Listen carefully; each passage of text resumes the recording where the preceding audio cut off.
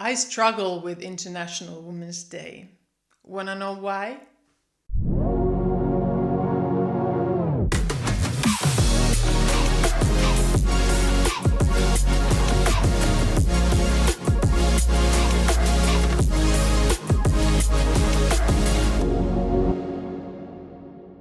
This video may irritate some people.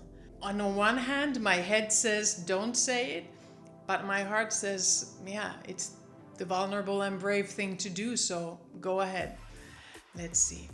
My intention is not to create irritation, but to create conversation about a really important topic from maybe a more controversial perspective that we don't like to talk so often. International Women's Day was last Friday. As a woman, I should have been over the moon. A full day to celebrate wonderful women and what we all have achieved. LinkedIn was flooded with so many inspirational and wonderful posts that I liked and loved, but I struggled. And here is why I struggled. Firstly, how do I explain to my 12-year-old daughter why we still at 2024 need such a day? Or to my son, why there isn't an International Men's Day? Now somebody might say, well, it's every day. For my son, that's probably not the reality yet.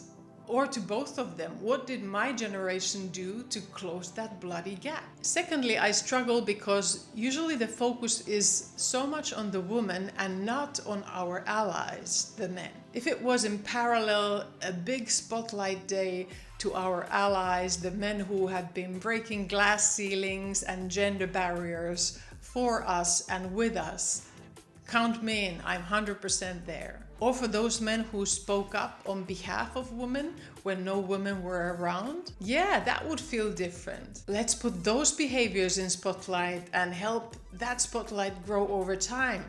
That's when we start to change the history we leave. And last, I struggled, and this is the vulnerability brave check coming up. As we know, sometimes women are not the best allies to each other. There's a saying in Finnish, a woman can be a wolf to another woman. Let me help you understand what I mean, and also to hold myself accountable to solve the problem. Among those wonderful posts on International Women's Day, here are a few that really resonated with me. Kirsty Smith posted about locking arms with other women and feeling stronger together. Loved it. At the same time, I was asking myself how many times instead of locking arms with other women, I've crossed my arms in front of them. Laura Noguera Diego asked the question, are you an ally or a silent detractor? Spot on question. I've been an ally, I've been a silent detractor, and I've been a loud detractor too. Daniela Seabrook posted about the power of having a circle of women around you who will encourage when you need that encouragement and who will be there first to celebrate your successes. Couldn't agree more. And I was thinking, how open does my circle feel to other women to join in? I've been guilty of all these behaviors. How about you? If we don't address this darker side of the coin together as women and show it in our generosity of thought and action towards each other, we will pass it over to our daughters to carry and solve. And maybe to our sons to be blamed that the world didn't change much. Of course, I'm going to ask a what-if question. So what if we as women would shine a powerful spotlight on the men who stand out through their daily actions and words as our strongest allies? What if we reach out to a woman in our network we haven't been in touch for a long time and say, hi,